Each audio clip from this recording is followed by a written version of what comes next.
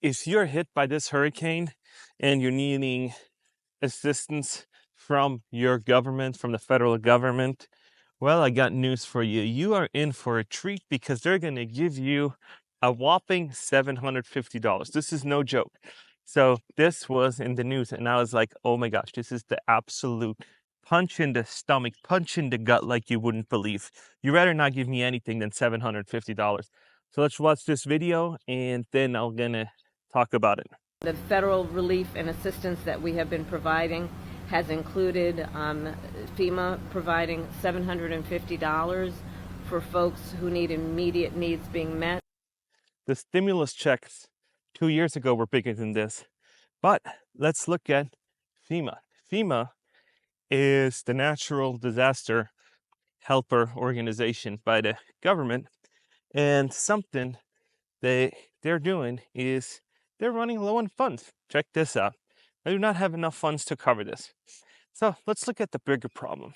When hurricanes hit, natural disaster hit, FEMA comes in and there's a bunch of truck drivers and there's a bunch of people that provide this relief, and FEMA picks up the tab, and so they can rebuild the area. That is, they ship pumps in, they ship water in, they'll rebuild stuff.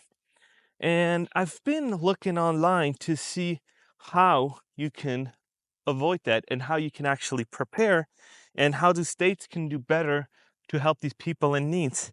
And one of the things is that it's gonna hurt. It's gonna sting. There is no way around increasing taxes and increasing insurance. So, first of all, let's look at the FEMA funding because FEMA is in trouble. So, FEMA is facing funding shortages as it deals with exponentially high numbers of disasters in 2024. The agency has warned that it may run out of money before the end of the hurricane season. The Disaster Relief Fund, which finances FEMA's response effort, is nearly depleted after being hit hard by numerous costly events, including hurricanes and other major disasters. Although Congress provided an emergency infusion of funds, it might not be sufficient to cover all disaster reliefs needed for the remainder of the year. As a result, FEMA has had to prioritize immediate life-saving assistance, delaying other recovery efforts. Oh boy. And I looked online a little bit, and I looked online a little bit. I looked on Reddit and I looked on TikTok to see these truckers that have YouTube channels that were looking to see if FEMA is going to bring in pumps, is going to bring in all this equipment into these areas, because that means bigger payday for these truckers. And it's just been dry because there is no money left. So if you live in an area like that and you're going to get hit hard, and to top it all off, you had insurance. So what do? You file a claim. And the adjuster says the independent adjuster, so to speak, the independent adjuster is going to say the damages are going to be $250,000. And you're like, yes, I can work with that. They submit it to the insurance. Then the insurance, Geico, Travelers, whatever you got, if they haven't pulled out yet, it's going to come back and say, just kidding, we're going to give you $15,000. And there's videos out there saying, sorry, we're going to give you 15 grand. And now you're like, oh shit, 15,000 isn't going to do nothing for me. So what do? You seek assistance by the federal government or by your state and local government. And now you're looking at, oh, FEMA's tapped out, insurance is tapped out. So what do? And I had a whole conversation with AI to figure out alternative solutions, because I feel like there must have been ways on how to do it. And there is none that I can think of. If you know one, let me know down below besides raising taxes. So the only ways how you do not raise taxes is community support. Help your community out with going and working basically for free to help other people repair their houses. Then crowdfunding, online platforms like GoFundMe, volunteer assistance. Look for volunteer groups that help you clean up the repairs. housing assistance, seek temporary housing with friends, and barter or trade skills. There is no other way how you can actually do this without raising taxes. And I've seen other ideas floating out there, which state emergency fund, federal aid matching, community-backed grants, state housing programs, tax increases, or relocations. And so these are ideas that are floating around, and most of them have to do with increasing taxes. And as you increase taxes to help these disastrous people out, is what's going to happen is you're going to raise taxes on everybody. And when you're going to raise taxes on everybody, it's going to hurt the lower privileged people that don't make that much money. And the rich people that are very privileged aren't going to feel the effects. And we're going to reap most likely all the benefits, because these wealthy people, these rich people can hire lawyers, they can hire all the assistance that they need to get their house repaired. Or they probably already put stuff in place so their house doesn't get flooded. So it's not going to really help them out. And because they already have it, it's just going to cost you more. So there are issues that are just non tax related, that you got to take the taxes out of it and say, hey, we got to figure out a way how we can support all these people in a fair way. And the only thing that I can come up is actually move and relocate, because it's getting worse. There's no money left. I remember a few years ago that FEMA had huge surpluses. And now, I think that was like 8, 9 years ago or something. But now they're tapped out, and everybody is tapped out. There is deficits on deficits on deficits. Even the US federal government is running deficits on deficits. And at one point, every tab needs to be due. It doesn't matter how long you postpone it, you got to pay the bill at one point. And when you're in a disastrous area, I know Florida and Georgia and all these places are great to live at, but then if you do want to do that, you need your state and local government to step up and do a tax on transit people, on tourists, on something else, or hey, make a state income tax so you can fund these disastrous that are coming, because you got to do something. Because $750, that's nothing. That doesn't even, how many times can you fill up with $750? 2 months, 3 months?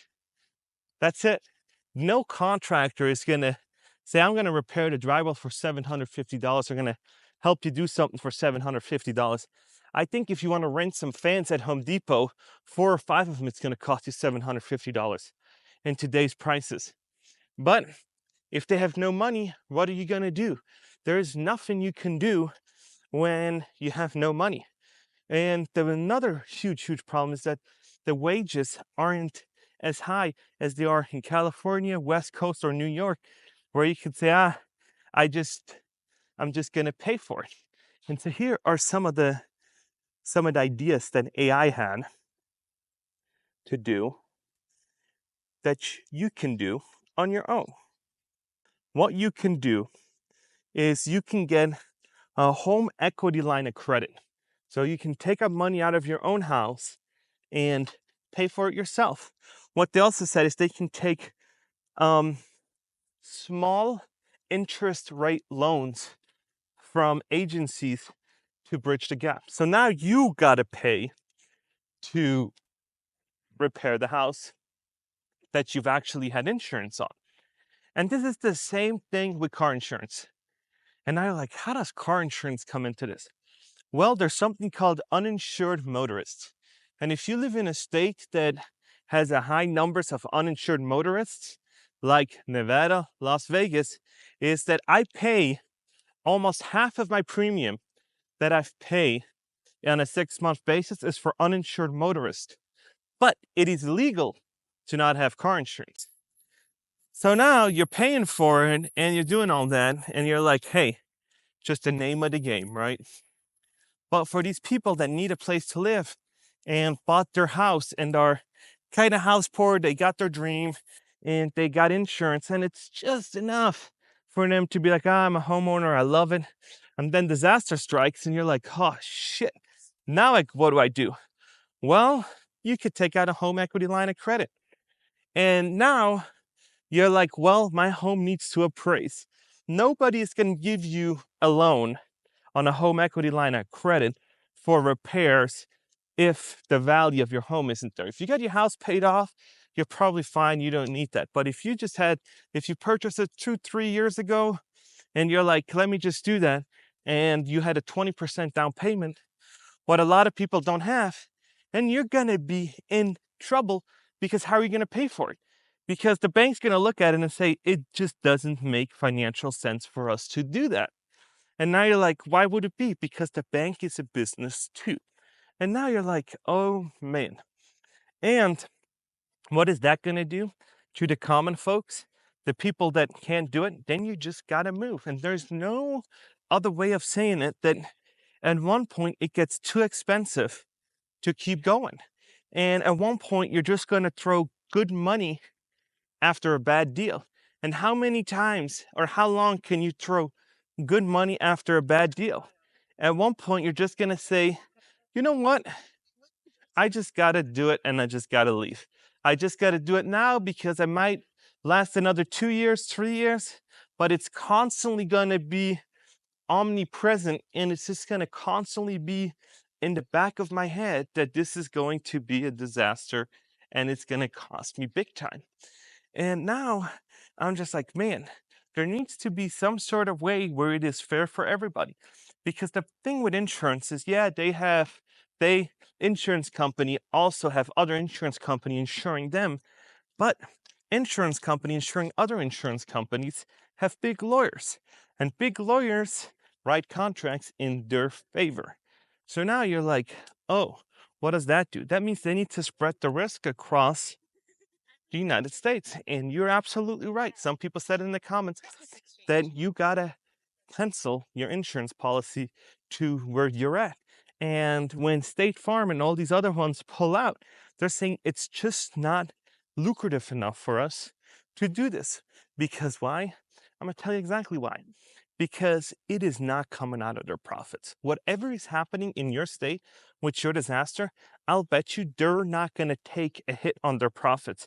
It's going to come out of their operating expenses, their deficit, stockholders or whatnot, because they're still gonna run a profit for the stockholders.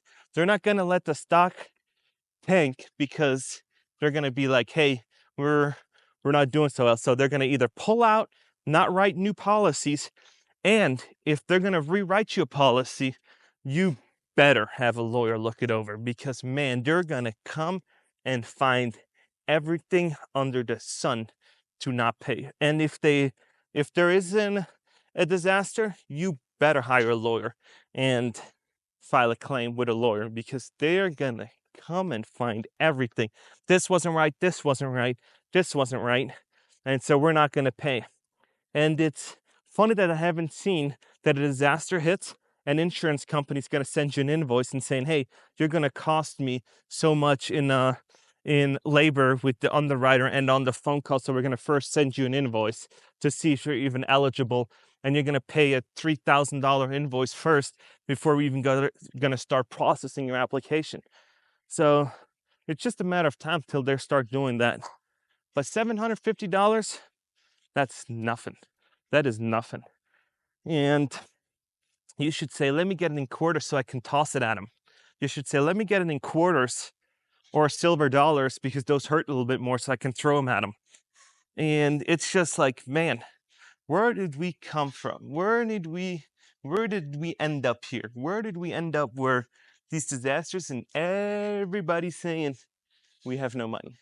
What are we paying? We're paying so much money on insurance and taxes and everything, and nobody has the money. Where is it all going? Let me know. And yeah, absolutely crazy. So is it me, or is it just not doable anymore to live in states with these natural disasters? Because if FEMA's already ran out of money, what's going to be next year? What's going to be in the next 2 years? It's not going to not be worse. So is the whole United States going to pay for it? Are we all going to collectively have more federal taxes? Are we going to have to do that so we are in a natural disaster area? Because this insurance crisis needs to be dealt with in a federal level. And I am not that smart that I can come up with all the answers to it, how I can make it fair for everybody. Because taxes only matter to people that don't have a lot of money. If you're rich and you need to write a check or a fine, it doesn't matter. It's just money. It's a tax on poor people. So let me know what you guys think. This is starting to be my favorite time in Las Vegas. And if you haven't, think about joining the group, the community. It's down in the link below. You get to see these videos earlier. We get to have conversations. And if not, that's also all right. I love chatting with you guys. And if you like this video, like and subscribe. And I will see you in the next one.